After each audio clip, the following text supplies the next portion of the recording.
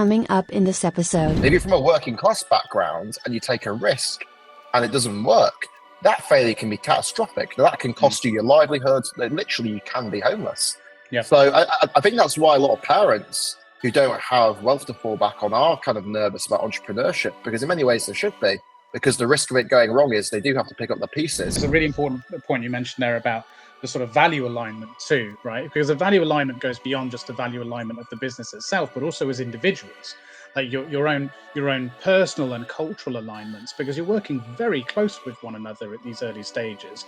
And if you don't actually align on a personal value basis, then you're probably going to strangle each other, right? Like you need to have some agreement on the basis and foundation of, whatever it is, shared morality or society, I don't know, whatever you want to call it, social values, etc. Like those are important things to have. So you should have a very clear hypothesis at each stage of your fundraising journey. What is that funding going to do for you? And you want that to be something you can capture in literally a couple of sentences, but then behind that, you'll also have like a budget and a more in-depth breakdown. But you should be able to capture the essence of why you're raising the funding in 2 sentences. The Founders Unplugged podcast, hosted by Greg McCallum. Raw, uncensored conversations with startup founders. Look, there's literally one bit of structure to this entire thing, and I do it right at the beginning, and then we just start chatting. And that is to ask my guests to introduce themselves, their business.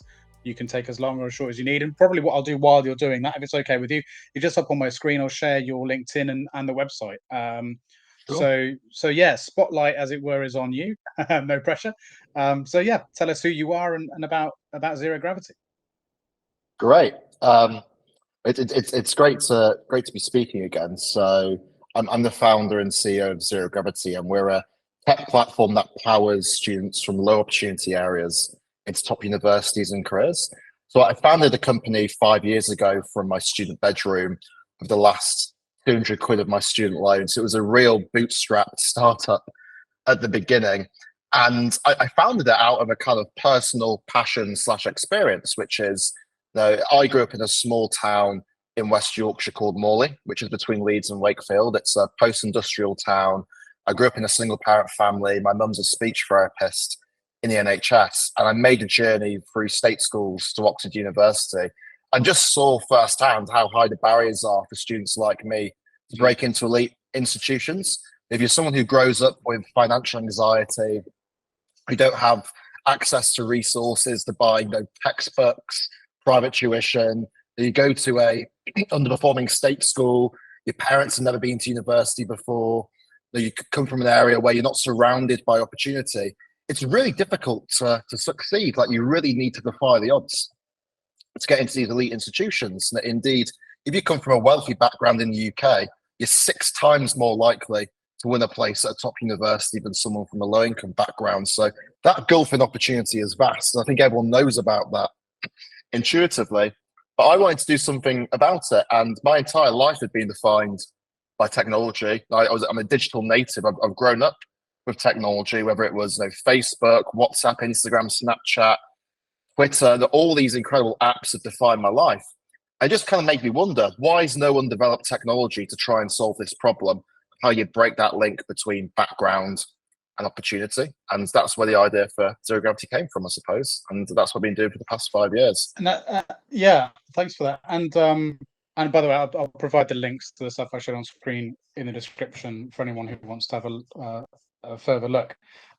So tell us more, tell me more.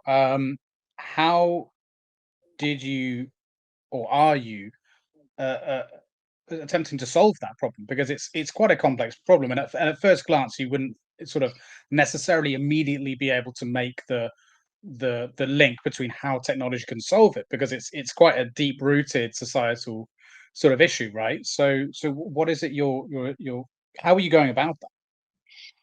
You're right. It's a very complex problem. They're probably one of the deepest problems in society itself. But I think, like any problem, that the way you solve it is you take it back to its kind of simplest elements first. Yeah. So we try to solve the problem in stages. And the first question that we try to answer is, how do you actually spot talent in the first place? Like, everybody can tell a kind of personal anecdote about how they grew up with people who were more talented than them, but just at some point in their journey, they kind of fell through the cracks. So they veered off into a different direction at school, or they didn't get into a certain university, or their first career choice was a bad choice.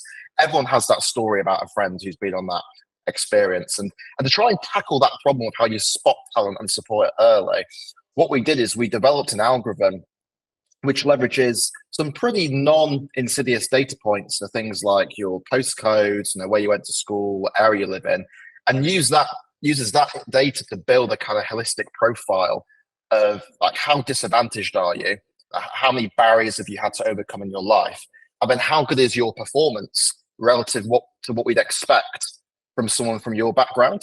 So it's almost like two different indexes, like a disadvantage index and then like a performance index. And we developed the algorithm to kind of spot talent early that otherwise might be missed by the traditional kind of university admissions or recruitment systems. Now, that person who is not a straight A student, but maybe they have a smattering of B's and C's, but they go to a school where most people are failing and they're growing up in poverty. Now, that person might not look incredible on paper on a CV, but if you knew the context of where that person achieved those outcomes, you'd think that is a massive outperformer. That's someone with incredible raw talent and potential.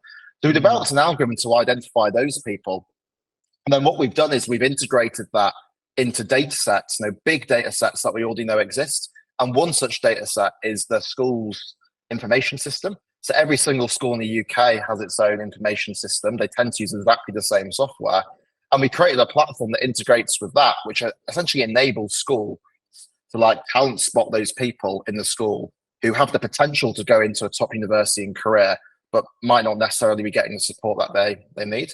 So we now work with over 700 state schools in the UK, so around 30% of the entire market. And that essentially enables us to see 30% of all the student data in the UK and talent spot those students.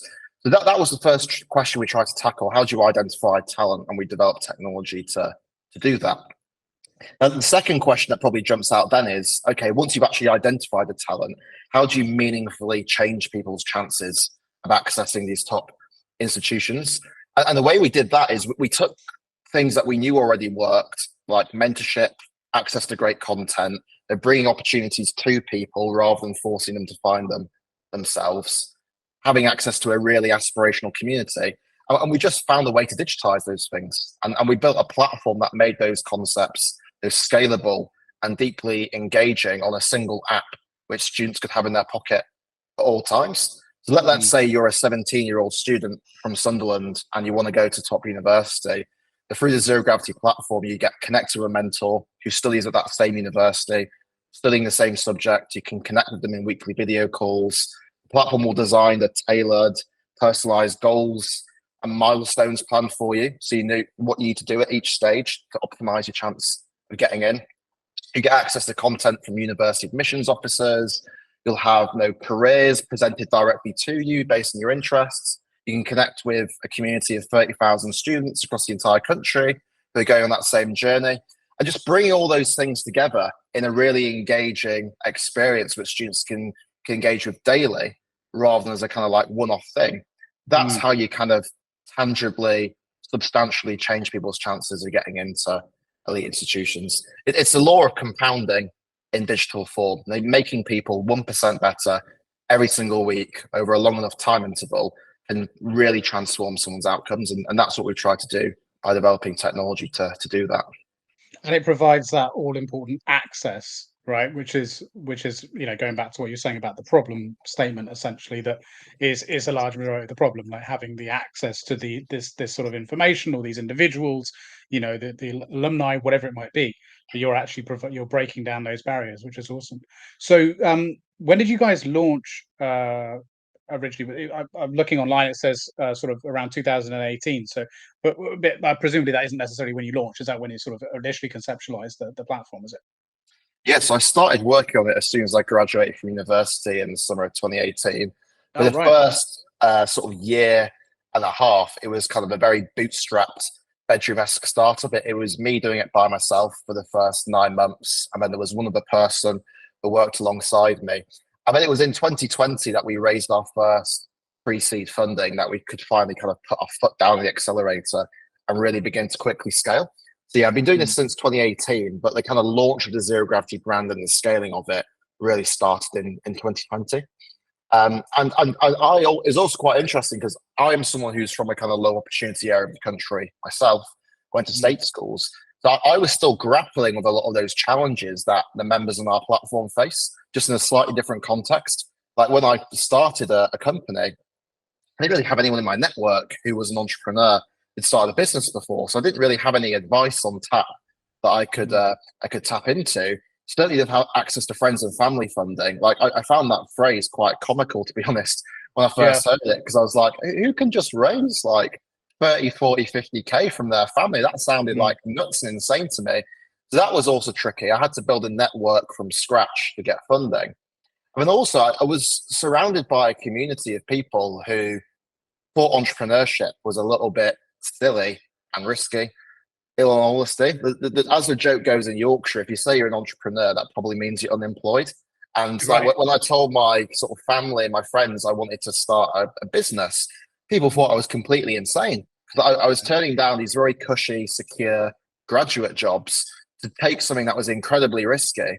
And if you don't live in a community where kind of entrepreneurialism is understood and valued, that most people are actually detractors when it comes to starting a business. And that was a massive cultural force I had to overcome in the early days, where even the people who I kind of loved and respected the most, to be completely honest, weren't completely behind the choice I made. Like they weren't trying to undermine the choice, but I could just tell they didn't believe in what I was doing, and they were kind of a bit skeptical about it. And I think that's one of the difficulties about entrepreneurship in the UK. People only celebrate you once you've kind of got all the hallmarks of kind of success and credibility. People don't celebrate taking that first initial step, especially if you're from a background where that is completely unorthodox. And it's it's insane, really, that is the rhetoric amongst certain groups in our society around entrepreneurialism, that we look down on it, especially from the working class side of things, because you would imagine it makes very little sense. You would imagine it would be the other way around almost. But I wonder where that's come from. Is that by design to some extent? It's very odd, or is it just maybe because, I mean, people who love you, they want what's best for you, right? They don't want to see you fail. I think there's been, I don't know if you've listened to much of the episodes on the show, but there's been a few instances where we've talked in the past with guests and about this topic. And one guest in particular mentioned how there's a kind of a psychological incentive for loved ones to discourage you from taking these kinds of journeys, because ultimately it's selfish, because it prevents them having to pick up the pieces if it goes wrong, which I thought was hugely interesting from a psychological perspective of like, your risk is their risk, right? So it's like, but yeah, no, I can imagine that must have been a very interesting thing to try and navigate. But are they a bit more on board with things now? More on board with things now, but I think you've hit the nail on the head there, to be honest, Greg, which is you can only be what you can see at the end of the day. So if you can't see entrepreneurs in your network, it's perceptibly a very risky thing to do and something that you're not necessarily going to be able to understand. And entrepreneurship is all about risk at the end of the day. But I think to be able to take risk, you have to have a high enough risk tolerance. And the thing is, if you are someone who's from an affluent background, your risk tolerance can be much higher because the kind of cost of failure is not catastrophic. If you're from a wealthy background, you start a business, it doesn't take off, now you can always fall back on the bank of mum and dad. Now, you're not going to be out on the street. If you're from a working class background and you take a risk and it doesn't work, that failure can be catastrophic. Now, that can cost you your livelihood. Literally, you can be homeless. So I think that's why a lot of parents who don't have wealth to fall back on are kind of nervous about entrepreneurship, because in many ways they should be, because the risk of it going wrong is they do have to pick up the pieces, and that can be financially catastrophic for that family.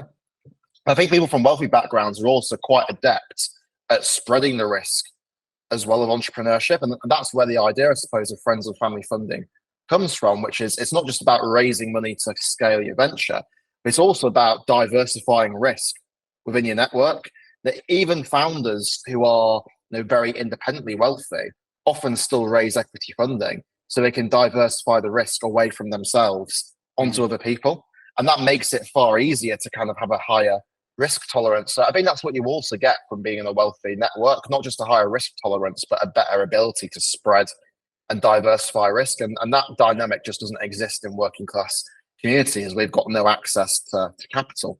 And that's why I think you have so few entrepreneurs from working class backgrounds. Indeed, there was a study done by Sifted a couple of years ago in the UK where they found that 75% of founders in the UK are from sort of professional backgrounds and have two parents in professional jobs. So the rest of the UK doesn't look like that as a whole. Actually, most people don't have a parent who's in a professional job. So the startup sector is actually one of the most unrepresentative sectors of society of any industry. And I think it goes back to that point around risk and access to capital that you were just talking about. Yeah, but what is interesting as well is that a lot of startup founders or entrepreneurs, whatever you want to call them, but, individuals who want to start their own business in one way or another. A lot of the individuals I've met through my career with the more working class backgrounds tend to class themselves more as entrepreneurs as opposed to founders, and will generally be, launching or running service-led businesses.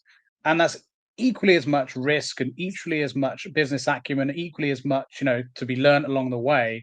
Really pushing the boundaries in their area of whatever it is they're doing. And I'm talking about, mechanics, window cleaners, whatever, they're equally difficult businesses to spin up with all the same challenges, and met quite often by the same sort of pushback from their community or family members and so on for taking the crazy risk.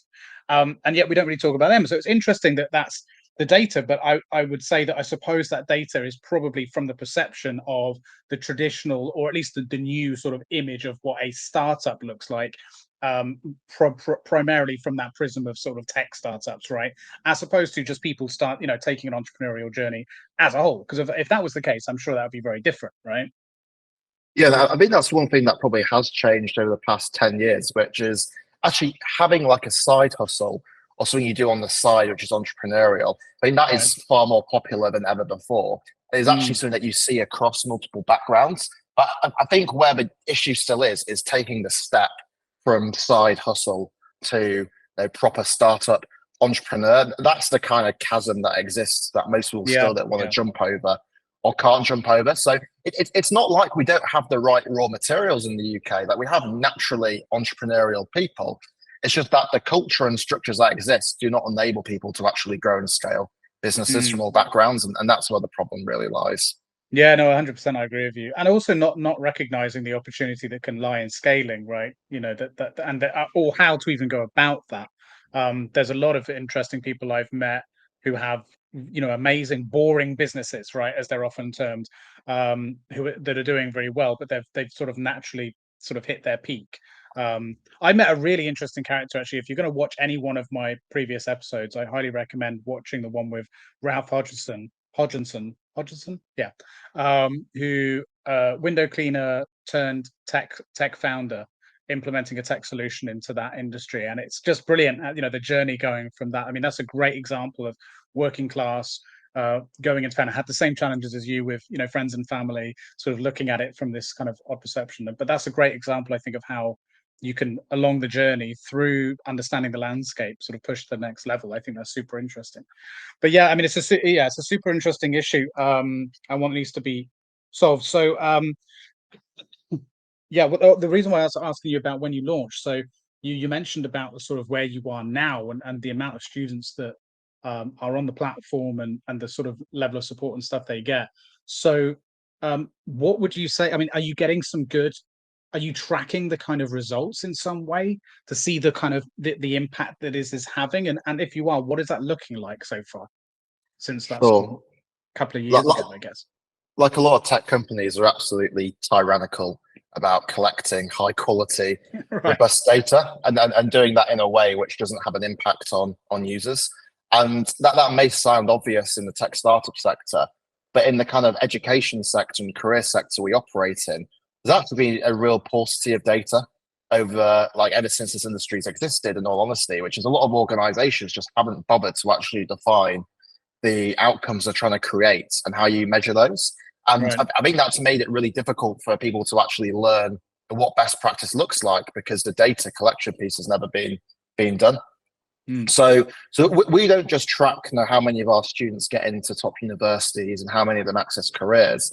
We go much deeper, and we look at things like what is the relationship between certain features on our platform and changing people's success rates of getting into these institutions. And we've got really clear data now, which shows, for instance, the link between mentorship and getting into university, which is if you do X number of sessions, that boosts your chance by X%. And not only is that useful from a product point of view, in terms of we know what works and know what doesn't, but it's also quite useful from a sort of brand marketing point of view, because we can clearly tell students, look, if you complete 5 sessions on the platform, that's going to boost your chance of getting into university by 20%. And that's a kind of real motivating statistic if you can make that robust and back it up for a student. So I think data collection is very important, and we also do randomized control trials as well. So we partnered with UCAS, which is the application system for applying to university in the UK. And what essentially they do is we give them our student data. They tell us what universities those students have got into, success rates, and so on and so forth. But they'll also create a control group in their platform of applicants who weren't on the Zero Gravity platform, but statistically look very similar, similar backgrounds, similar grades, similar schools. And they'll compare like with like, and that enables us to actually work out how big an effect are we having. Like when you control all of those things in the background, how big is the effect of the platform? And that data is really important because it gives us a kind of scientific basis behind what we're doing, and that makes getting institutions on board much easier, because we can say the results are not just kind of perceptible, but also statistically significant. I think that's the kind of benchmark a lot of tech startups should try and get to, which is if you do have tens of thousands of users on your platform, it is possible to do statistically significant tests. And that's not just useful from a product point of view. That data is so useful if you're partnering with any kind of quite risk averse institution. Like if you're selling to enterprise clients, I think it's absolutely a necessity, because those guys want to see really robust data, because partnering with a startup for them is actually laden with risk. And if you can't prove to them that what you're doing actually really, really does work, it's going to be impossible to get them on board. Yeah, that's a really good point. And it's something that I've had a few conversations with founders in the past, with especially from a B2B perspective, when they're sort of in the early days of getting traction, bringing on board early adopters, to say if you're going to be bringing in, let's say, selling to a specific team in a business, ask the business if you can also run a control group with another team for comparison, especially if it's like early access, open beta or something like that, because then you have that comparison data, so it is a bit more robust. So what has surprised you the most out of running those kinds of tests in terms of the data? A lot of the big trends that we saw were quite intuitive. Like the more time you spend on the platform, the higher your chance of breaking into these elite institutions. But we also identified other interesting things. So, for instance, we saw that your relative performance was a better indicator of getting into top universities than your absolute performance, which is that if you take those people who are outperforming their peers but might not look good on paper, if you actually invest in giving those people support, you can create really dramatic changes in their outcomes. Because to use a football analogy, those people have kind of they've done all the build-up play and knocked the ball around the field, but they just don't know how to kick the ball in the back of the net. And actually, if you identify them and work with them, you can help them kick the ball in the back of the net 9 out of 10 of the times. But whilst people who are already absolute top performers know their kind of unblemished academic records, those people are already knocking the ball in the back of the net 5 out of 10 times. So we found that, and we really doubled down on trying to identify those people on the platform, because those are the people we thought we could have the biggest impact for. We also saw interesting differences in geography as well. People often talk about the students we try and support as socially mobile students, the people who are trying to ascend from one background into another. But actually, when you think about what that means, that includes sort of a second generation immigrant living in an inner city tower block in London, who goes to a good state school but is maybe in a difficult socioeconomic situation surrounded by gang violence. That includes someone like that. It also includes a white working class girl living in the Welsh Valleys in a semi-detached house, whose family are kind of just about managing, but there's no wealth, there's no access to opportunity in their local area. those two people's experiences are very, very different, and yet they're both labeled as kind of socially mobile. And one of the things we saw on the platform is you actually have to give people slightly different emphases on the support you give them depending on where they live. Like for the people who are living in like rural isolation or suburbia, actually bringing the opportunities to them rather than requiring them to find the opportunities is so much more important, because they're not in networks where those opportunities are kind of even like put in front of them. Whilst even if you're living in a really difficult circumstance in London, you're surrounded by a metropolis of opportunities. So like you don't necessarily need opportunities exposed to you because you can see them. Like you're literally probably getting like the tube past Canary Wharf every day. Yeah. It's just like you need help actually bagging them. So like the emphases of support people need vary depending on their background, and we've seen that come through in the data, and that's how we've developed like personalization features into the platform, give people a slightly different experience based on actually what their background is. And they've been able to continue to double down on that. I think it's going to be increasingly important for us. And that's why we're quite excited about artificial intelligence as well, because I know people in tech have sort of fetishized AI, and maybe people are slightly too optimistic about the pace of change. But the opportunities we see are actually some of the low-hanging fruit things, which is like taking some of our existing data sets and personalized features and just like turning it up a notch, using AI to turn something that used to be a kind of 10-part if-else statement into something that has 10,000 variables instead. And that's where I think AI can be transformative in edtech, not in terms of like wide-reaching radical change in the short term, just in terms of optimizing existing personalized features that are already built into products right now, but might be not as good as they could be. But that's where I see the real opportunity and how we've been using it. Yeah. It's super interesting as well. Well, a couple of things you said there, not least about AI, but yeah, super interesting what you mentioned there about the sort of those a couple of different profiles. Because one thing that I'd noticed, and I think we spoke about this before as well, throughout my career, and especially in building remote first organizations, is I've always had this this concern, let's say, that the job opportunities that I've been putting out there when I've been leading teams haven't been getting in front of everyone equally. And a big opportunity I see in the sort of remote landscape is that it should be a complete democratization of work opportunities and positions. And one of the biggest challenges I found when I did manage to find ways of getting it, which wasn't perfect, but in front of, let's say, like that individual from a migrant family living in a tower block in London, that's a great example. When I did manage to start speaking to a lot of these people, their next barrier was then literally their environment, right? The physicality of their environment, not having an area to be able to sit and concentrate and focus on work, and not having access to a library or the internet and like these kinds of things. Like, do you find that those very physical and literal environmental barriers are things that are having a profound effect, and how are you able to solve them, or are you not? Is that really where the sort of the limit of what you're able to do, is that where it's reached, and you can't really do much about that? I think that debate around remote working and what it means to access to opportunity is actually really, really interesting. I was looking at the figures coming out of the IFS last week that shows that remote working still hasn't reversed post-pandemic. I think most people in the UK in the service sector are still working on average around 3 days a week from home. Things have normalized back in the sectors where people actually have to be physically present to their job. But in the service sector, the things that have barely changed since COVID. I think it's an interesting question to think, what does that mean for the future of social mobility? I think it means a couple of things. I think the first thing, Greg, is actually remote working is good in terms of it does break down some of the geographical barriers that you see with geographical mobility, which is most high-paying jobs are based in London. I mean, outside London, they tend to be concentrated in cities like Manchester, Leeds, Birmingham. So if you are somebody who's based in suburbia, you can't afford to move to a big city, or you don't want to lose your kind of family, friendship connections, remote is a great way to get access to high-paying jobs that you otherwise wouldn't be able to access. So that is where I think it does kind of level the playing field.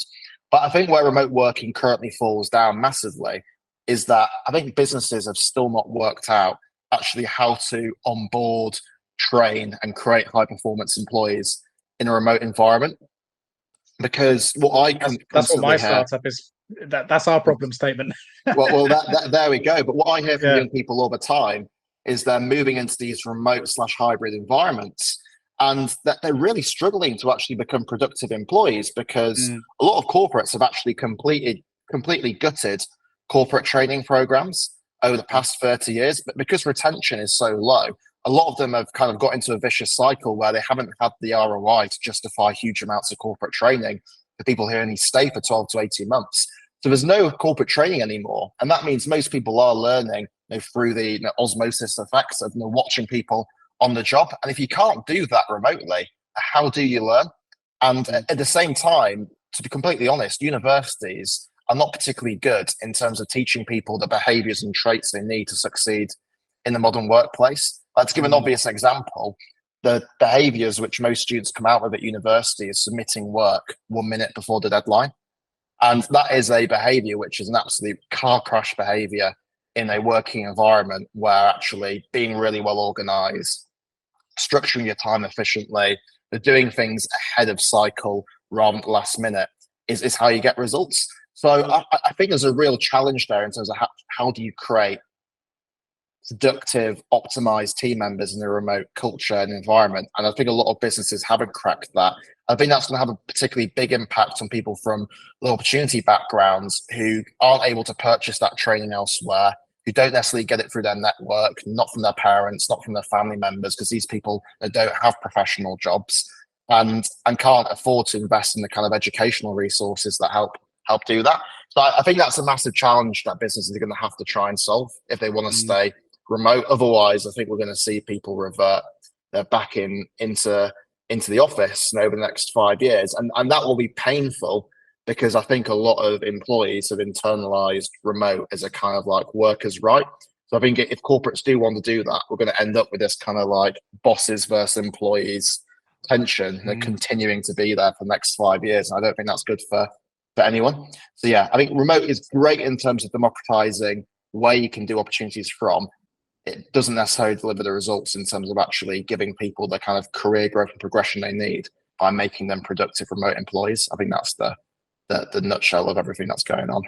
Yeah, no, I agree. And as I mentioned, it's definitely, that is our main problem statement for the startup that myself, my co-founder, put forward. And from an edtech perspective, right, this idea that skills need to be tracked. But anyway, it's not all about me. I'm just, it's just an interesting problem, and I see the sort of crossover there because like the sort of main thing I was interested in asking you that question was more about this idea of, where are you noticing the limits of what you're able to touch students' lives on, and I guess in physical environment and the handicaps that could maybe come with certain physical environments, I suppose could be one of those barriers, right? There's only so much you're able to provide through the platform and through the sort of services and features you provide there. So that must be quite frustrating. Although maybe there is a solution to that. I don't know. I mean, maybe you already do solutions to that. I mean, do you do anything with any kind of co-working spaces or anything to try and help solve those issues? Maybe. There is a big divide in terms of access to a good physical environment and also good desktop infrastructure. But where there is actually a level playing field is in access to smartphones. 99% of young people in the UK have access to a smartphone device. And in the UK now has near perfect 4G coverage in pretty much every urban and suburban area. So I actually think when people are trying to solve this from a product point of view, you want to focus on where the hardware is actually democratized, and that does tend to be in the smartphone market. So I will be encouraging businesses to actually look at now, how do you train people through smartphones instead of always relying on desktop technology. I know, for instance, McDonald's has a very famous and successful training program for all of their new employees, which they run almost exclusively through like TikTok style videos, which you can consume through your smartphone. And when you think about it, McDonald's is actually one of the most successful training businesses of all time because they have such a high churn of staff. Now, maybe you've got managers who stay there for a while, but the most of the staff in the McDonald's, they won't stay in the McDonald's for a long period of time because it tends to be students or people looking for part-time work before they get into something else. So actually how you train those people quickly and get them into productive workers in a quick, cost-efficient way is the nutshell of their business. And they found a way to do that almost through purely mobile based content. And I think that's the direction businesses need to move into. Like, how do you create content which young people genuinely want to engage with? Because when you actually look at the data, young people spend more time on their smartphones nowadays per week, more screen time than they do in the classroom. So actually, if you try and do everything classroom based, you're actually missing the place where most people are spending their time and are most deeply engaged. So maybe it's quite a mundane insight, but I think finding a way to deliver content through mobile phones rather than desktop and in formats that young people instinctively engage with, like, is the future. And some businesses have cracked that, but I think a lot aren't thinking about it in that way whatsoever. Yeah, you're absolutely right. I mean, that brought my mind back to the height of the pandemic, when a lot of parents suddenly it was thrust upon us to suddenly be homeschooling our kids. And I'm fortunate enough to have technology and have a bit of disposable income where I can buy stuff, and we have laptops and so on. But a lot of parents don't have laptops or tablets and stuff, so they were kind of screwed. And we're not just talking like small kids, teenagers too. Parents of teenagers and all sorts, where they have to do a lot of work on devices, and they're being told by the school, well, you have to do it all online, and they were in a real predicament. And so I did a bit of Googling and very quickly found that there's some little devices you can get for like 10 quid that act as a dock for a mobile device, and provided it's Android, actually, for Android and iOS. You plug it in, you can attach a keyboard and a monitor, and then you've got a computer, because most phones go into like a desktop mode, especially Android. And I did a little bit of research, sent this out to a few people in my network who run schools and things like that. And they were able to send that advice out, and apparently it really, really helped, for a very small amount. And they were even, because a lot of them were, trying to buy laptops or get donations to then give them out. They were finding that this much cheaper solution was just, to your point, everyone has a mobile, and it's not being fully utilized. So that was that's a really interesting point. So look, take me back a little bit, because I'm really interested in the journey that you've been through. And you mentioned a bit in the bit that we cut out at the beginning.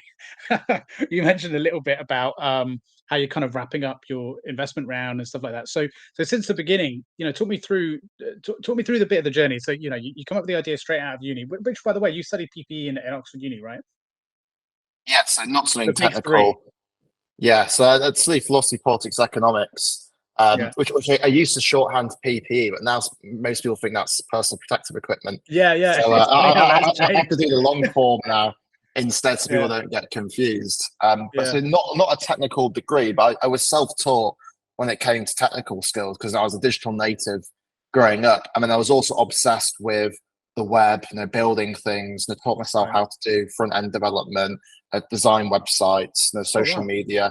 And so I got quite a lot of those skills from outside the formal education sector. And they kind of served me well when I started Zero Gravity, because I think to be a sole founder, you do essentially have to become someone who's able to acquire and deploy skills very quickly.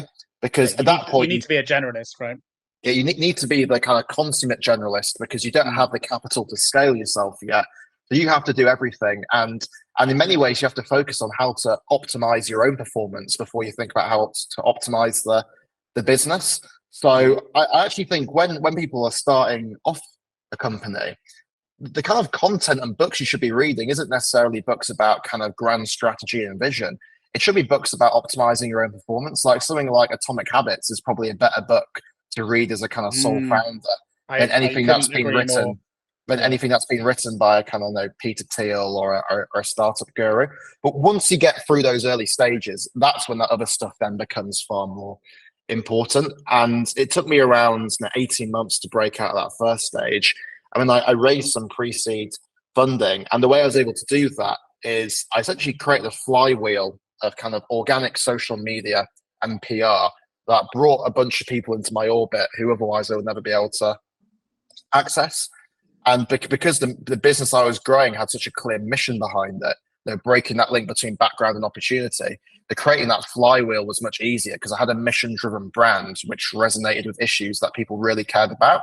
Issues like class, inequality, fairness, who gets access to these elite opportunities. And most people care about those things and will have a conversation about it down the pub. So it wasn't that difficult to create a flywheel of social media content and PR.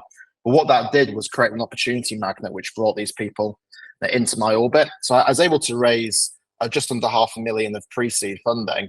And I used that essentially just to scale myself, hire 3 or 4 other generalists like me who wanted to work in startups, were good at acquiring new skills and deploying them. And we just used that to scale the business in the early stages. And then once we had some really good signs of growth, solid traction, user numbers, early clients, good usage of the platform, that's when we then started to hire more specialists, like build an in-house tech team led by our CTO, build a proper brand team led by our chief brand officer. But it took around 3 years to get to that point. So nowadays we've got 25 team members working out of our office in central London. But that's been a journey of sort of moving from step to step, from a 1-person business to a 4-person business to a 12-person business, and now a 25-person business. So it's almost like you want to double at each step. And how big the time interval is between doubling might look different depending on the uniqueness of your business and what you're doing. But each step has a unique set of challenges. Like nowadays, I don't need to think too much about kind of like skill acquisition because I have the ability to hire specialists in different areas of the business. So where I do really need to concentrate my time is on things like strategy, the building the right culture to help people thrive, the hiring in a really skillful way. And those are things that didn't really matter too much when we were a one-man band, but do really matter now. So I think you're a bit like a Pokemon if you're a founder. You have to go on a journey of evolution. The kind of Charmander that you were when you first started is not the kind of Charizard that you need to be when you get to the latter stage of the journey. Yeah, no, that's a good analogy that not everyone will get, but it's it's a good one. Yeah, that's super interesting. Like how did you find that, especially that shift from really being the jack of all trades, that the generalist specialist, if you want to call it, founder, to suddenly having the resources at your disposal to run a team, and suddenly running a team. Like I often speak with founders in that particular who have gone through that, and they say that is the most challenging part of the entire journey. And I think most would have not assumed that to be the case, given the sort of various challenges along the way. How did you deal with that sudden shift in essentially what your job description was, right? I think when you're an early stage startup founder, you're always going to feel like you don't have enough resource. Like when I was a 1-man band in my bedroom, I felt like I didn't have enough resource when I literally didn't have a pound to my name. And now, I agree, like a multi-million-pound budget with the board every year, I still don't feel like I've got enough resource. So you're always going to feel resource constrained. And actually, you have to reconceptualize that constraint as not always a bad thing, but a good thing, which is being constrained is actually the thing that creates innovation. Like if you have limitless resources, you've got no incentive to really try out new ways of doing things, simplify processes, make them more efficient, find ways to do more with less. Like that incentive structure doesn't work if you have limitless resources. So actually being resource constrained is a necessary precondition of innovation. And that's the beauty of being in a startup, the constraint. So you've got to try and hire people who appreciate constraint and actually love it. And that's why I do think there is a particular type of person who really thrives in a startup environment, that person who is willing to kind of run towards danger, who try new things, who's able to take accountable for their kind of outcomes, even though they don't necessarily have a vast amount of resources to put those outcomes into reality. You need someone who really loves that process rather than somebody who feels restricted by it. Yeah, I think a lot of people who spent a lot of their career working in big corporates, where you do sometimes feel like you've got near limitless resource, almost get kind of trained out of that mentality that you need to succeed. So I do think there are certain types of people who thrive more in a startup environment than others. And I think any startup needs to think about that deeply in their hiring process. And how do you really tease that out? Because I think a lot of people default to looking for things like skills and experience. But I think in a startup, actually your mentality and your values fit the organization is even more important than those things. It's better to have a kind of 80% good team member when it comes to a skills perspective who is completely keyed in to your mission, your values, the mentality and way of doing things, and 100% person who doesn't know what it's like to operate in a startup and doesn't buy into that mentality. Because that second person, even though they're technically proficient, will just be a nightmare for you. At every one-to-one meeting, it'll be the same list of complaints. So I don't have enough resources to do this or do that, or I need X amount of money. You need people who are able to see past that and appreciate the constraint and do more with less. And that is not an easy thing to find. I think it's the most important thing in any hiring process. You're absolutely right. The key personality difference that I found over the years with people who are made for startup work, let's say, are those that just prioritize coming to you with solutions rather than problems, essentially. That they're always looking for the solution and not just to highlight what the issue is with something. Before they've even completely analyzed what the problem is, they've already found 5 solutions. Like, that's the kind of introvert. Yeah, 100%. And I think there's a really important point you mentioned there about the sort of value alignment too, right? Because the value alignment goes beyond just the value alignment of the business itself, but also as individuals, like your own personal and cultural alignments, because you're working very close with one another at these early stages. And if you don't actually align on a personal value basis, then you're probably going to strangle each other, right? Like, you need to have some agreement on the basis and foundation of whatever it is, shared morality or society, I don't know, whatever you want to call it, social values, etc. Like, those are important things to have. If you are enjoying this episode and want to support the show, please like and subscribe with notifications turned on. And even while you were explaining that as well, it even made me think back to what you were saying a moment earlier on in this conversation about sort of where your roots, right, coming from a working class family and all that, and what you said about the constraints of that, and not having all the resources available to you breeds innovation. Like, that's exactly, I think, what you see from a lot of innovative founders with that kind of background too, is actually their startups tend to be a lot more innovative anyway, right? They're not going to just try and replicate the success of the other thing that's out there, like a lot of those from affluent backgrounds tend to do. Yeah, I think people sometimes use a quite wanky phrase of having a growth mindset. And I don't particularly like the phrase, but I get what they mean, though. But yeah, I think the idea is correct, which is, even if you're resource constrained, or even if you're from a tricky background and you've had a really difficult upbringing, seeing yourself as a victim is actually the most entrapping thing that you can do. And the world isn't fair. And some people have it much easier than others. That's just the way things are, unfortunately. But the only thing you can do to overcome it is actually by reconceptualizing your background and your constraints as the kind of driving force of your life. So I remember when I was growing up in a single parent family, I had a lot of family issues when I was younger, which I won't go into. But I kind of always saw myself maybe as a little bit of a victim. I was like, oh no, why couldn't I have perfect 2 loving parents in a family situation and everything's fine at home? Like, why do I have this kind of anxiety and these issues hanging over me as a young person? That's not fair. But what I kind of realized in later life, which is actually some of that childhood trauma I have, it created the kind of fundamental values and beliefs that have created a lot of my personal growth to date. Like, to be a founder, for instance, you need to have crazy levels of resilience. You need to be adaptable. You need to be able to take gut punch after gut punch every day of the week, because growing a business is really hard and difficult.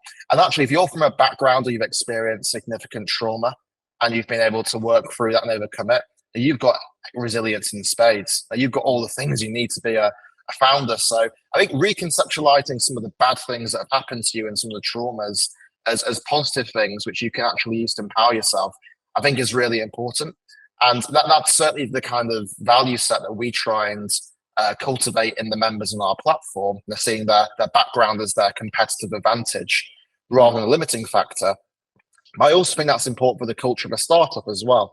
You almost want that kind of siege mentality of it's us against the world, and we have the kind of the magic sauce or the ability to kind of do things that other people can't do with our amount of resources. That's the kind of culture you want to cultivate, and you want people who live and breathe that. And that's why I do think you need to be tyrannical about your culture, because if your entire team exudes that energy, it becomes self-reinforcing. if you have a couple of people who are kind of sniping in the background, who don't buy into it, who think it's all a bit hard and tricky, even if those people are kind of like, technically right, and they can like analyze the situation, actually point out why it's really difficult and hard and why it's kind of rational to think like that.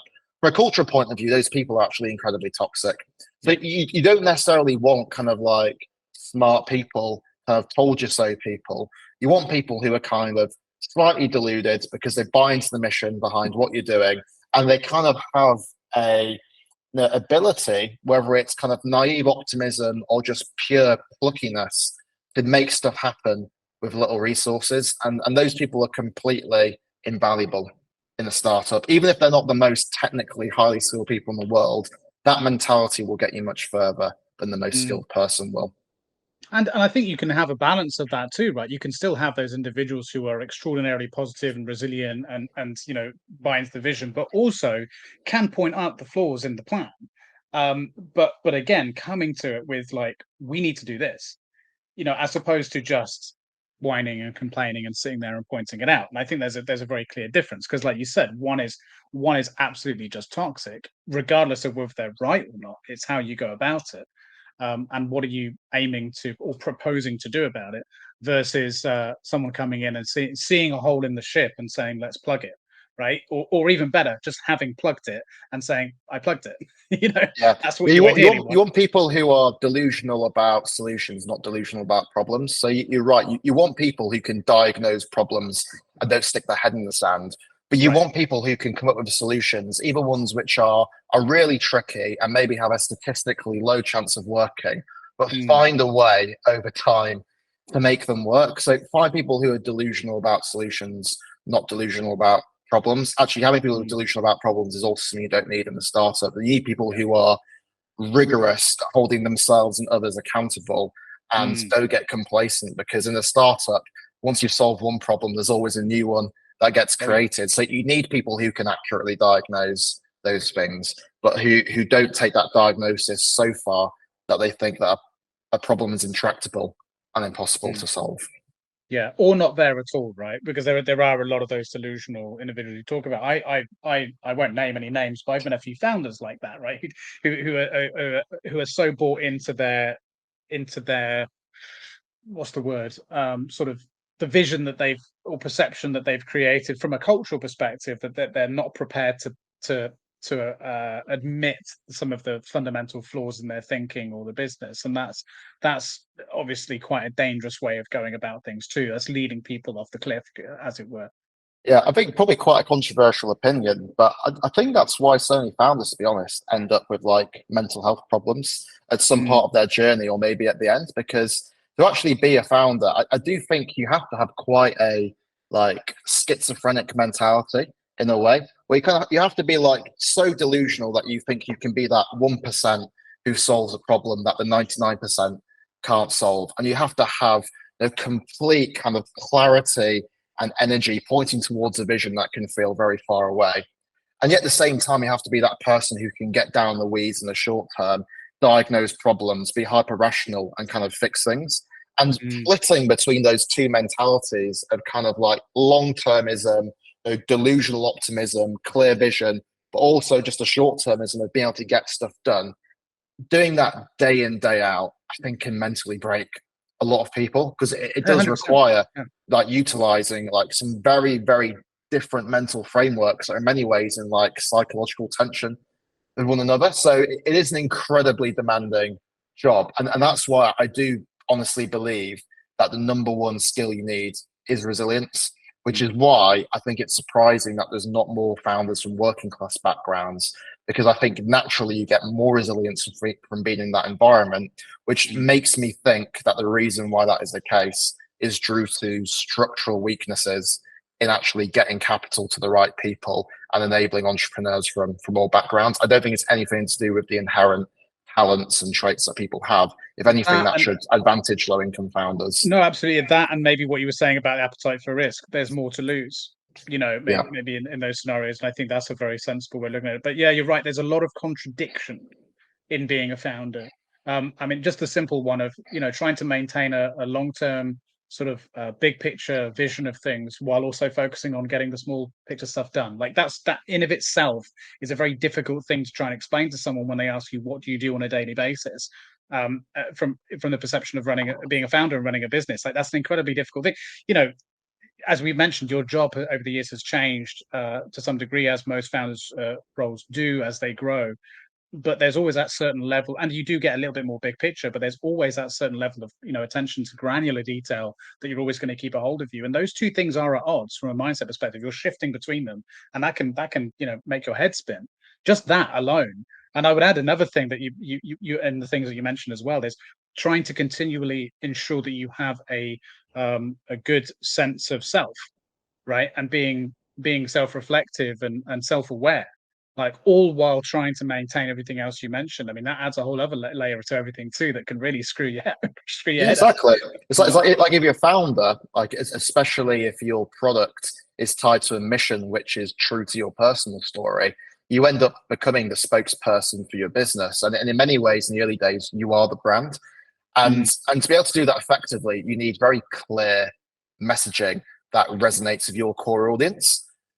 And you need to repeat that time and time again. Like you almost become like a stuck record player.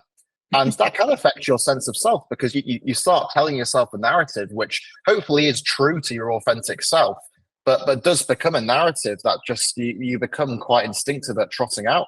And you have to be able to do that whilst at the same time being self-reflective enough to see the holes in your narrative and where you can do better as a person. So I do stuff now, and I'll start off every conversation by saying I grew up in a small town in West Yorkshire and single parent family. My mum's a speech therapist, and all that stuff's true, but it almost becomes instinctive, trotting that narrative out. And I have to find a way to balance that and telling the kind of story of the Zero Gravity brand from my own personal story, while still being reflective on actually how can I do a better job? Like how can I understand my background in a better way to help me out in the short term? Like where are my weaknesses as a person? Like which parts of our mission actually need refinement and don't fully make sense?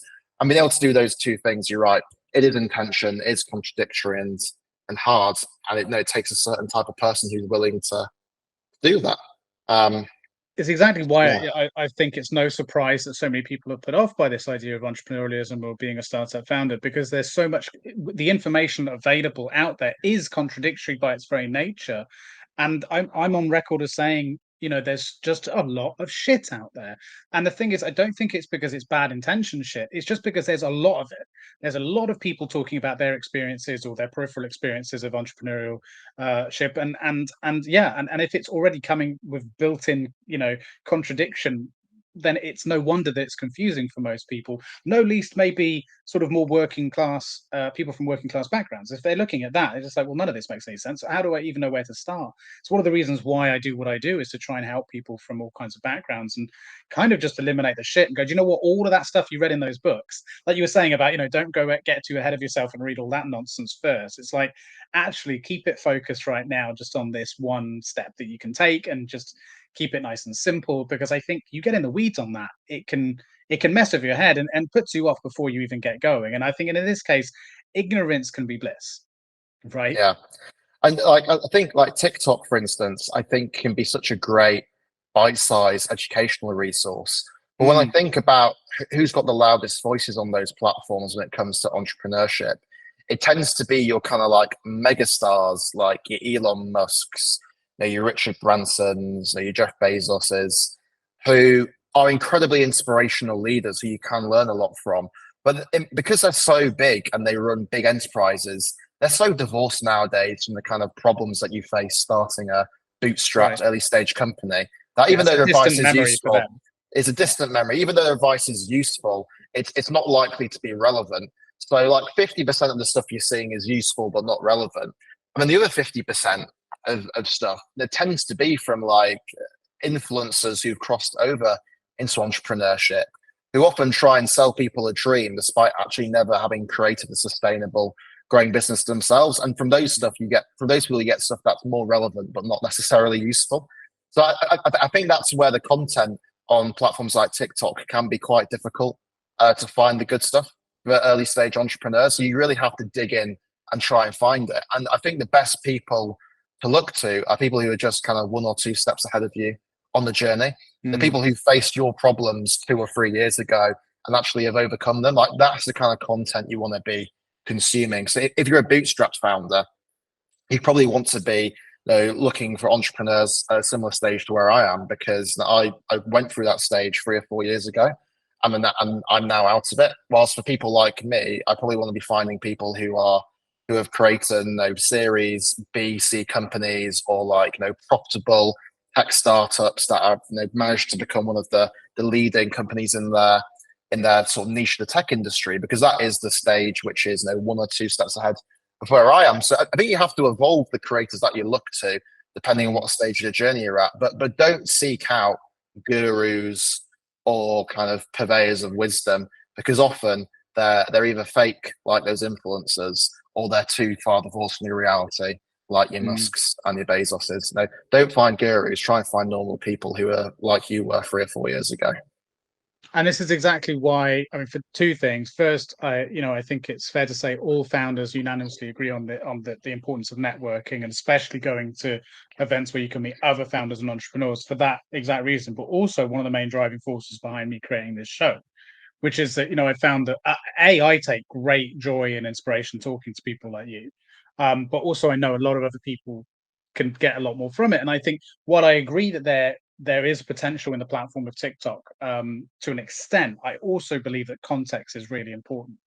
And like what you were just saying a minute ago about how you are in some ways sort of almost going off straight onto script as soon as you get going. It's maybe because again, also for you've not been given the breathing room that this show I think allows for these kind of conversations to take place, where actually you don't need to fit it all into 10 minutes and do a pitch and go off stage or whatever. The whole point is, I think that this allows for the opportunity to get into the nuance of things a little bit more and understand that there isn't a perfect way of doing it. And ultimately, it's messy, just like living a fucking life is. It's messy, and everyone has their own ways of doing it and figuring it out. Here's some lessons that you learn, we can share. Might be useful, might not be. You know what I mean? And I think that's important about this. And so that's why I kind of like long form content in that, for that reason, because I think it allows for nuance, essentially, which is sorely lacking, I think, in a lot of these conversations, which are just trying to fit in 60 seconds. How can you make £1 million?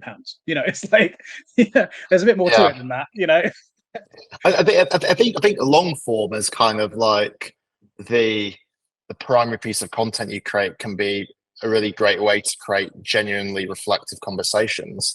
Although kind of what I've seen is that even the best long form content, the main way people consume it is through short form, right? If I think about some of the best podcasts today, like Joe Rogan, Cyber CEO, like the Huberman podcast, which this one here, the Huberman podcast, which I know has gone viral in the UK the past couple of months. Most people actually interact with those podcasts through kind of bite-sized 5-minute clips, and that the long form is there for people to consume. But people still want the short form. So it's almost like, how do you create a primary piece of content which is reflective, and then cut that into digestible bits which people can sort of come and consume, and they've got 5 minutes to spare it. I do think that's the fundamental content challenge. Yeah, you're absolutely right, and that's exactly what we do on this as well. Is we have an editor that creates clips out of each show, and that's all YouTube Shorts and TikTok and stuff, and it acts as both hopefully entertaining and educational in its own right, but then also a window into coming and discovering the full episode, which seems to be working. I mean, it's a marketing strategy above anything else, but it obviously provides hopefully some value on its own. But yeah, that's a really good point. I think I used to watch a lot of Joe Rogan, for example, full episodes late at night when I had the time and didn't maybe have the responsibilities I have now. But in reality now, I'll be lucky if I watch a 10-minute clip on YouTube of something that I come across, because I mean, it's not easy to always find the time for a full 2-3 hour podcast, especially when the majority of it is them smoking and drinking. And but the 10 minutes clips are so good though, right? Because the long form does make the guest talk in a different way to if they were interviewed on a different style of podcast. I mean, that's why its content is so great. Absolutely. Yeah. Which I mean, like, I like what's it, Diary of a CEO. But I do find some some of it, and I'll be honest, I haven't watched loads of his stuff, but some of it comes across as quite robotic, like very traditional interview style. But it's great in its own right, and he gets some amazing guests on.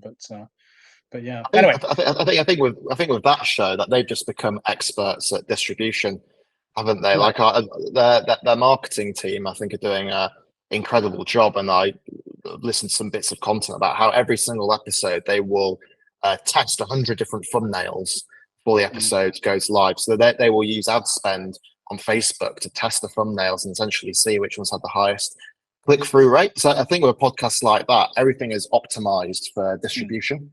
And to have something that's very distributable, like the core product, does need to be decent at the end of the day. But I don't think that's their number one concern. Whilst I think Joe Rogan, for instance, like actually the distribution like isn't that great. Like if you look at the thumbnails on most Rogan clips, like they're pretty rubbish. when you look at him, there's just like him with like a Cuban cigar in his mouth or something. So I mean, the success of that podcast is less about having an incredible distribution team. It's more about just the quality of the content. So I think you can get to the same outcome through different lenses, but I think that's probably why some content seems more robotic than others. Right. Yeah, that makes sense. Yeah, I mean that must be nice being in that sort of position to be able to spend that much money on testing 100 or so different thumbnails. Maybe one day I'll get there, but for now I'll keep I'll have the limited resources as to inspire me to make innovation, I guess. But so let's go back a couple of steps. And so you pre-seed. When was that? When did you get your pre-seed funding? Early 2020, just before the pandemic struck, thankfully. Great timing. Yeah. It kind of feels like something goes wrong there every time we do a funding round, which is we did our pre-seed, COVID struck just as we were closing. Like we did our seed round and the Russia-Ukraine war broke out. And doing this round, we've got all the Israel Hamas stuff. So it's like it's kind of like a geopolitical event that seems to rupture every time we do a funding round. And I do actually think there's a lesson in that for founders, which is if you are raising money from the private markets, you are also exposed to the general macroeconomic climate.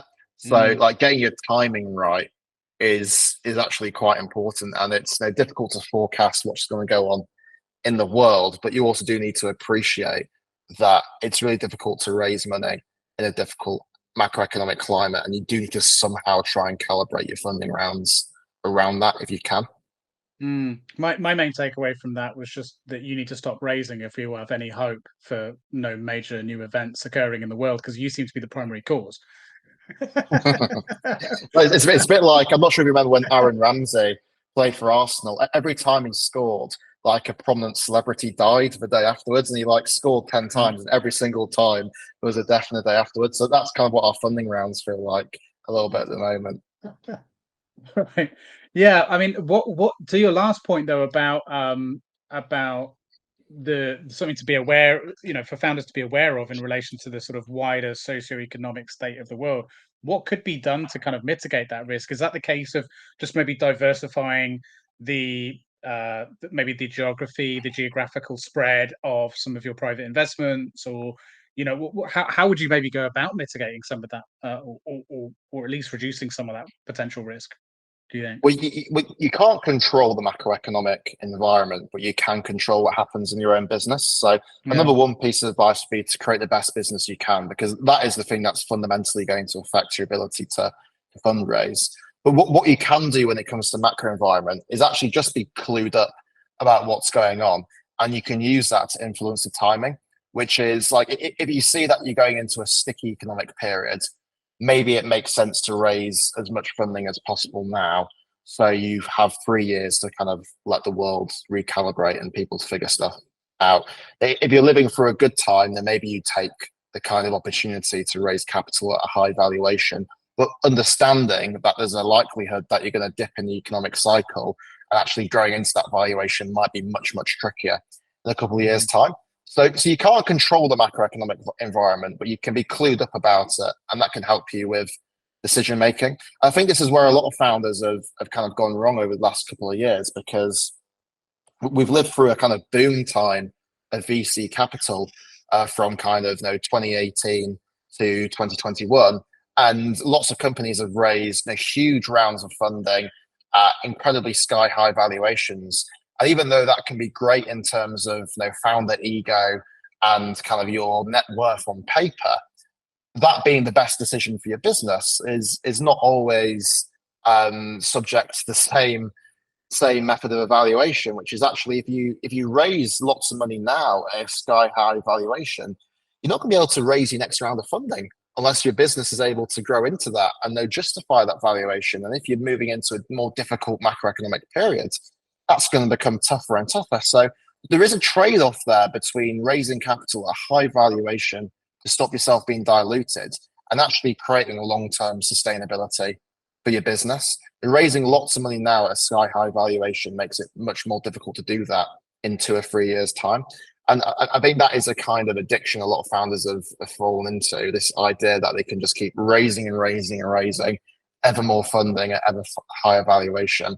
I think that kind of dream has come to a resounding end now, and people have realized actually it's not just all about raising capital, it's about doing as much as you can with what you've got. And maybe always a higher valuation is not always a good thing. That means you can't raise more money in 2 or 3 years' time. I think that's a big lesson for a lot of people who probably weren't even thinking about those conversations a couple of years ago. They were just thinking about how to maximize the amount they could raise.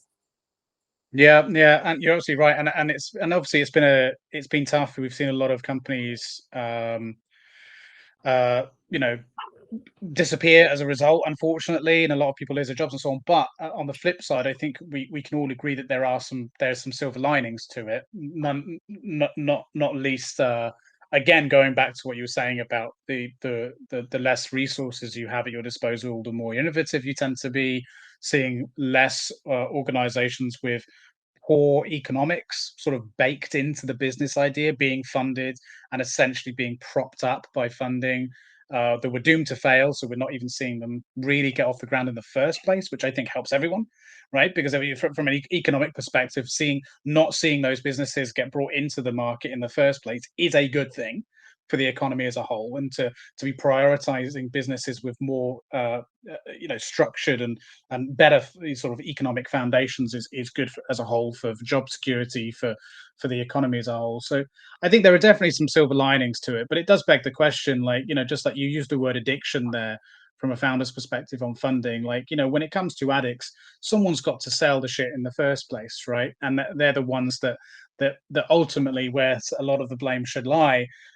So I think it's also what I'm noticing, at least as well, with my investor contacts. Maybe you may be noticing the same thing. I don't know. You can let me know. Is that there seems to be I'm noticing a lot of founders creating their own firms now. A lot of partners who are part of other firms that have since fallen apart, taking a very new and fresh approach to the way that VC is done, essentially. And I think about time. They're prioritizing very different things. Expecting very different things from growth and how they're measuring success, and I think that can only be a good thing. Have you sort of come across much of that? Are you getting much of the similar sense to me, or am I kind of living in my own little world, do you think?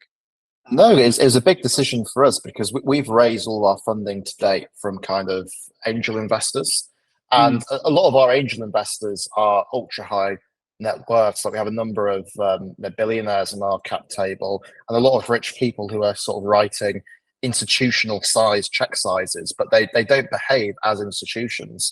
And one of the key choices for us was, do we try and raise VC funding, or do we continue to try and raise funding from socially impact-minded angel investors and other sources?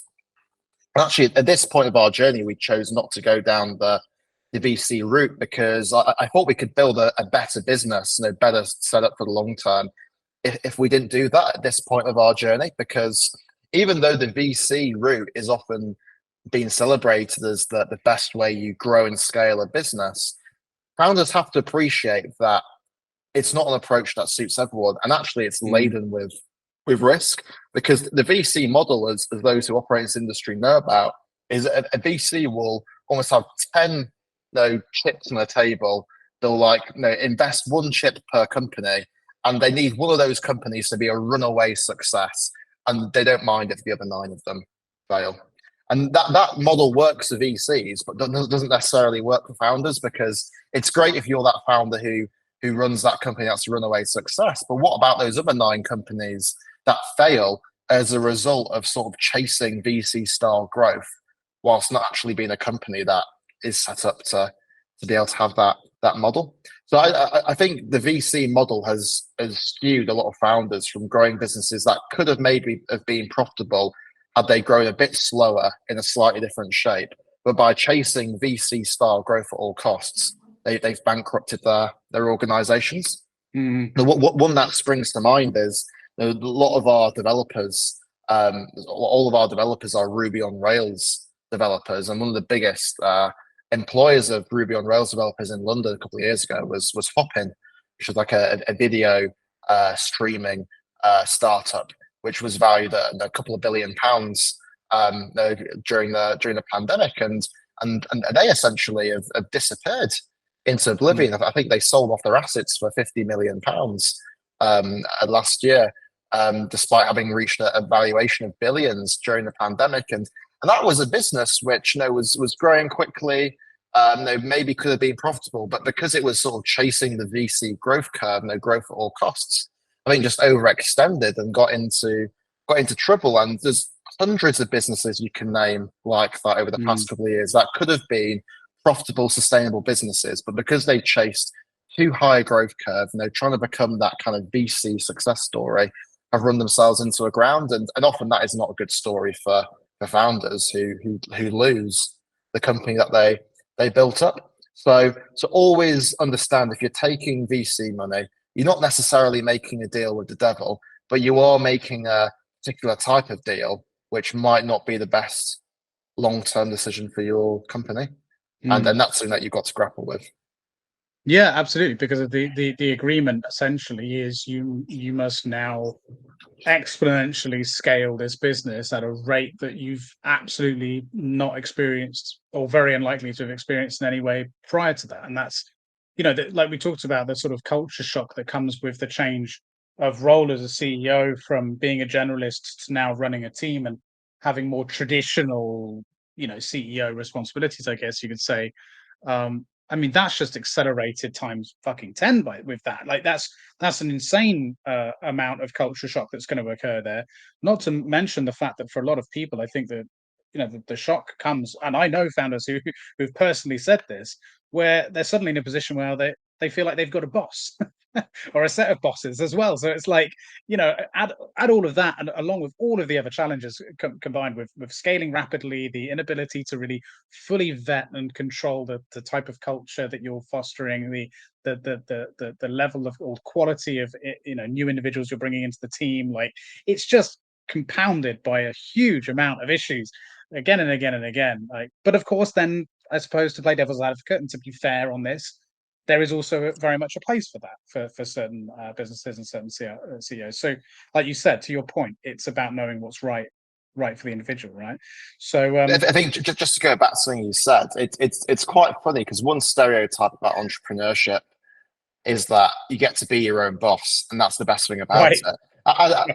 Actually, that is, I think, out of everything I've discovered on my journey, that the most false perception about being an entrepreneur. Because actually, if you're an entrepreneur, you're not your own boss. You're actually everyone else's bitch. So, like, whether it's having a board of directors or investors or a team or clients, stakeholders, you're ultimately accountable to like so many different people, and that does not give you more autonomy. Actually, it kind of like restricts you. So I think anybody who goes into like trying to become a startup founder to actually become their own boss and get autonomy, that is not what you're going to experience. Actually, it's a very misguided reason for wanting to it's the opposite dynamic. Even having a team of people as an early stage CEO, like, you have to be a servant to your team. Like, you have to find ways, build the right culture, coach people, help people improve, set a clear vision and strategy. You are a servant to them rather than being a servant to you. So you are not going to have that feeling of being your own boss. You're going to have the have the feeling of having far more people dependent on you than you've ever experienced before. So that is not a good Yeah. reason to become a founder, in my view, anyway. No, I think that's a really good observation and an important message for anyone listening who's maybe thinking of starting that journey for that reason, because you do hear that reason thrown around a lot for, why do you want to start your own business? They say, well, I want to be my own boss, or you hear people talking about that, like you say, like on TikTok and influencers saying, be your own boss. Like you said, there's no such thing really. Yeah, I think that's a very good, important observation to bring out there. So yeah, so let's talk a bit about where you are now. Like, what's on the horizon?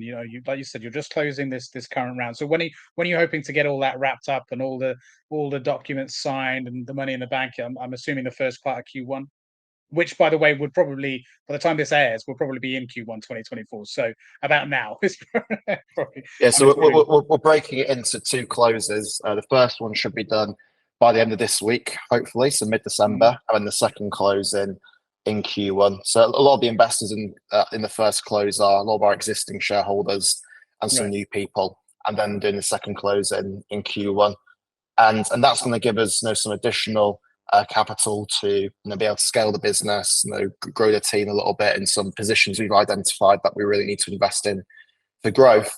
But we're going to try and do this in a sustainable way. I still want to keep the resource constraint pressures there.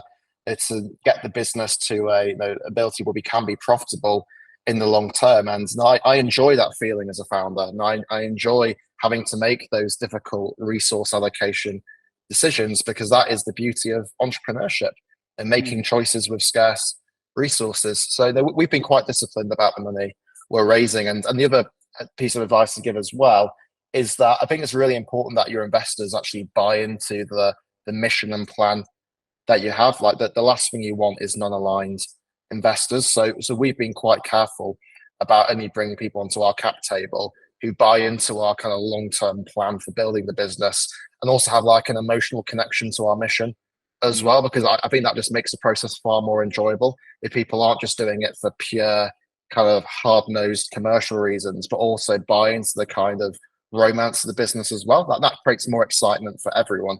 And when it comes to working with people, it's not just about the rational side, but the emotional side as well. That's just as important. There's two individuals I'm going to have to connect you with after this call. I'll make an introduction. Two co-founders of a fantastic AI business in the edtech space, who sort of come from the same problem, I guess, of the democratization of access to things within the educational system, to be a bit more broader about the problem, I guess, which I'll absolutely have to. I had them on the podcast too. Again, another one I can recommend you to check out if you're inclined to. And yeah, that what you were saying there about finding other people that that buy into that vision and that mission, that it just reminded me of their conversation about finding one another as co-founders, and then other elements of their team, and not from the investor context, but that, and so it just reminded me. So a bit of a side note, a bit of a waffle there, but so how would you say this, because I assume that this raise now, this round, is it your first, given your current scale of the business? So your first where you're, say, a bit more focused on just the fundraising element of it, compared to maybe prior rounds where I'm assuming you were a lot more thinly spread. Is that correct? Or well, yeah, because of your seed round, I imagine that would have been where you were being a bit more of a generalist at the time, right?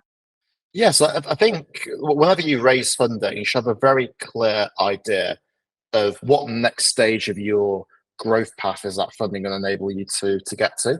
So when it came to raising our pre-seed round, that was essentially about taking me out of my bedroom from being a kind of bootstrap bedroom founder and creating something that more resembled an organization. There's something that had a clear brand identity, a marketing presence, the beginnings of proprietary technology, early clients. So that was all about kind of actually building the roots of an organization.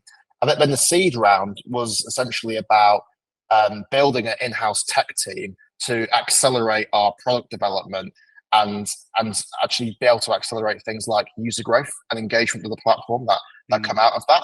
And that was what the bulk of the investment was used for, to kind of build a team that could accelerate the development of this product. And now the round that we're raising is all about actually, like, can we really accelerate getting this product into the hands of more customers? Like, can we get more employers in universities in the UK using our product and actually getting really high quality outcomes out of it? So you should have a very clear hypothesis at each stage of your fundraising journey. What is that funding going to do for you? And you want that to be something you can capture in literally a couple of sentences, but then behind that, you'll also have like a budget and a more in-depth breakdown. But you should be able to capture the essence of why you're raising the funding in 2 sentences. A friendly reminder to share this episode with your network, like, comment, and subscribe. It really helps the show and only takes a couple of minutes. Yeah, I think that's really good advice for those raising who maybe they have that, maybe those first couple of sentences, but not the deeper insight or ideas as to how they're actually going to allocate that money. Yeah, that's really good. But what about you specifically, though, as an individual? Do you think has changed from the last time you raised to now? If you noticed a significant difference in the way that you're able to approach things, given the different stages you are at personally and professionally? Personally, I haven't spotted any wrinkles yet. Thankfully, but I think the old grey hair appearing every now and again, which wasn't a problem that I was facing 2 years ago. I think that's just time. I wouldn't worry about it. Yeah, I think being a startup founder does accelerate that timing journey or aging journey. It accelerates as well. the aging process, yeah, for sure. I think in terms of what I'm noticing, I'm thinking in terms of each stage of your fundraising, the expectations get higher. It's like when we did our pre-seed rounds, most people would make a decision about whether to invest on the back of 2 meetings and having a deck that really clearly articulated your vision, your strategy, your plan for the funding. When you get to the seed rounds, people, maybe 2 or 3 meetings, people want a deck. They also want a financial model accompanying that as well, which articulates your business in numbers. And people will kind of explore those to varying degrees. When you get to kind of like more Series A stage, which is where we're at now, like people want a far more credible financial model, which is based on the robust numbers, based on data you've got for the past couple of years. The deck needs to be more in depth, and you actually need things like a data room to validate some of the things that you're saying in the deck. So each stage of your fundraising journey, the level of expectation and scrutiny will increase. And that's why you need to have such a clear idea about what you're going to do with the funding and that kind of step plan, because you need to be able to go to your investors and say, this is what I said 2 years ago. This is what I've done.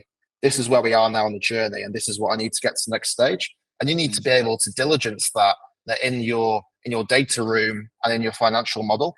And that's not to say that things have to be exactly the same as you said 2 years ago. Investors appreciate that startups need to pivot, need to change things, your assumptions. But in terms of being able to evidence like what you've done with the money and having a clear plan there, like the expectation will increase over time. So I think that's something that founders have to be prepared for as well. That the way you raise money at the pre-seed level is not the way you raise money at the Series A level. Like it changes, and you have to evolve over time in terms of like how you raise capital. Be a Pokemon. Be a Pokemon, yeah. Yeah, no, it's interesting. So have you found that? I mean, by its very nature, then, but based on what you're saying, it's a lot more of it's a task that involves a lot more detail and nuance, not only from what you have to provide, but attention to detail in documenting the journey. So thus far, and of course talking about the future of the company for investors. So for you personally, have you found that it's kind of it makes sense then that you are now in a position where presumably you could give that a lot more time than you could have done, let's say, a year ago, given where you are and now the team being where it is, and maybe even having some supportive individuals in the team, sort of helping you with this sort of stuff. So do you think that that's one of the key, I guess, key benefits of getting to the stage that you're at, is being able to focus on that? Because of a lot of founders I speak to say that they feel like really the vast majority of their work as a CEO at this sort of stage is just really keeping an eye on funding and maintaining those relationships. So do you feel the same way, or do you feel that there's a little bit more to it than that? I think fundraising definitely is one of your main responsibilities as a founder of a kind of, if you are running an organization that does require a lot of capital to grow, and fundraising will be one of your main priorities. I think people have different ways of working in terms of how much they involve their wider team. Like actually at Zero Gravity, I don't really involve the rest of our exec team in the fundraising process because I've always felt quite adept at doing that myself. And I want to keep the exec team be able to focus on executing their part of the strategy because it's actually executing those strategies that gives you a stronger fundraising proposition. And one of the dangers of fundraising is that it can become incredibly distracting and people can like not focus on their core day-to-day work, which is actually growing the business that you're fundraising for in the first place. So I like to keep my exec team undistracted by the fundraising process and sort of soak that up myself. But I know some people do it differently and diversify a little bit more, but that's what I've always found is best. And the second thing I'd say is cultivate your relationship with your shareholders and investors as well. Around 50% of the investors in our seed round are existing shareholders. I think 75% of the investors in the first close of our current funding round are existing shareholders.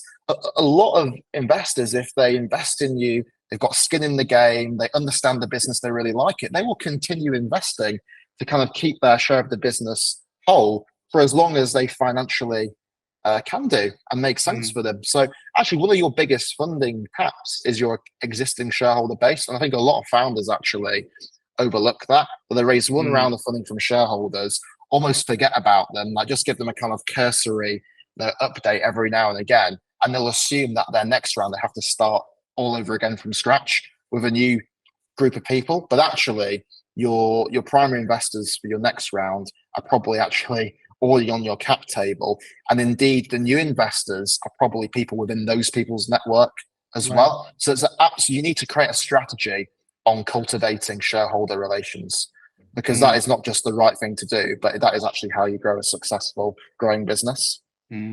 Yeah, brilliant advice. Yeah. Bit of an odd question for you, but you mentioned a bit about your background and stuff. And it was just making me think, because I know I've asked myself this question plenty of time. I have a similar background to you, divorced, single parent household. It was actually quite interesting, just not to bore you too much with this, but born and raised in Oxford, where you went to university.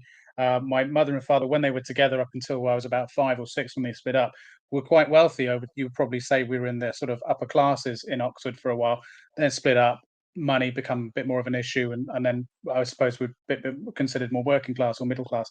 So very similar sort of. I can relate to some of the things you said, but yeah, the question is this: like, what do you think sort of 15, 16-year-old Joe would say to or make of the Joe that we've got here in front of us now? What do you think he would make of him? I think he'd be probably a little bit disappointed that he's not a Premier League football player, in all honesty.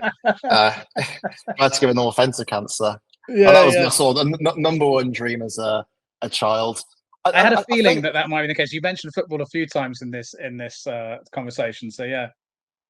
Listen, football is the number one love, I think, of a lot of young boys, in particular in the UK. What do you think? I think he would think the journey I've been on is unfathomable, because a little bit like how I mentioned the law of compounding at the beginning of this conversation, when you go on that kind of 1% per week better journey, it can be quite frustrating at times because you don't see massive results overnight. In fact, even if you look from 1 week to the next, nothing really changes. But if you do get on that 1% path, the compounding effect you get over a kind of 4 or 5 year period is absolutely huge. I think this is a concept people understand a bit more intuitively now, because we went through the COVID period where people had to get their head around the idea of kind of compounding exponential growth, and the idea that if a virus spreads 1% per day, it can infect an entire population in a couple of weeks. So people understand that concept intuitively now. I think often they don't apply it to their own lives. So I think 16-year-old Joe will be absolutely baffled by what zero gravity has become, and never would have thought doing something like that and going this far was possible. But the only reason that has come into being is because I did get on that 1% journey when I was 16, of just trying to get better, not giving up, and just trying to focus on optimizing my own performance, whether it was getting into university, learning new skills, starting a business from my bedroom, growing it incrementally, raising funding to then build a team. It was all kind of step by step by step. and you need to be in it for the long run as a founder. Like these overnight success stories are the thing of popular culture and TV. They're not the thing of reality. Now, I grew up watching films like The Social Network. That was probably my like first like movie introduction to the world of startups, and that film kind of presents the growth of Facebook as kind of like an overnight success. And Facebook, out of all businesses, probably did grow much faster than most startups. But at the same time, when you actually look at the story of Facebook, they spent their early years, jumping around college campuses before it became the kind of worldwide platform for connecting with your friends. So even those businesses that look like the most monolithic high growth organizations today actually started off with just taking those like baby steps. So I just get on that journey. That's it's as simple as that, really. Yeah. What sparked that journey for you? And what was the catalyst? I don't think there was any one moment. I think it was just, as I mentioned at the beginning, just a product of my background, which is, I was someone with a lot of resilience. I probably had a bit of childhood trauma to overcome, a bit of chip on my shoulder. I had a bit of anxiety about the fact I felt like I couldn't necessarily depend on other people. I had to depend on myself. I didn't want to feel like vulnerable throughout my entire life. And I just think that created a certain degree of drive inside me to try and defy the odds and not take no for an answer. So I don't think it was any one moment. I think it was a build-up of forces over time. And that's why I think everyone should try and find a thing in their life that they can reconceptualize as a driving force in their life. And I think the dark truth of that is it's often easier to find a driving force out of a negative than it is a positive, because I think people's natural reaction is to run away from things rather than run towards things. I think that's just a natural part of being a human being, how we've evolved to try and escape death rather than necessarily create the new big thing. So actually reconceptualizing something that you're running away from as a positive driving force is probably the easiest way you can do it. So rather than necessarily trying to kind of like find your passion or find your purpose by being exploratory about what's out there in the world, maybe actually look inwards into yourself and look at what are those negative things in your life that are getting you down, that are creating that chip on your shoulder, which you can turn into something positive. I think that's the easiest way to do it. What's holding you back, kind of thing? What can you do to strip those things away? Yeah. Or not even strip them away, but like to kind of flip the direction of gravity. So rather than holding you down, like that is the accelerant force.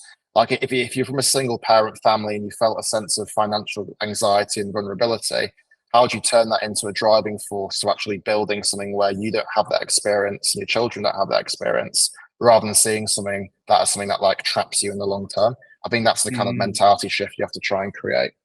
I like it. And I'm assuming that's where the name Zero Gravity comes from. Yeah, exactly. If we come full circle, we tied it all back around. Yeah. Would you say that you're someone that, as a CEO, that functions with a certain level of anxiety? Because I class myself as someone that's sort of as a functionally anxious individual, right? That's how I kind of class myself. I found a way to deal with my anxieties in a way that I think turns them into a kind of a semi-productive force, right? Would you say that you are much the same, or do you feel that that's a sort of a part of your life that you've fully set aside?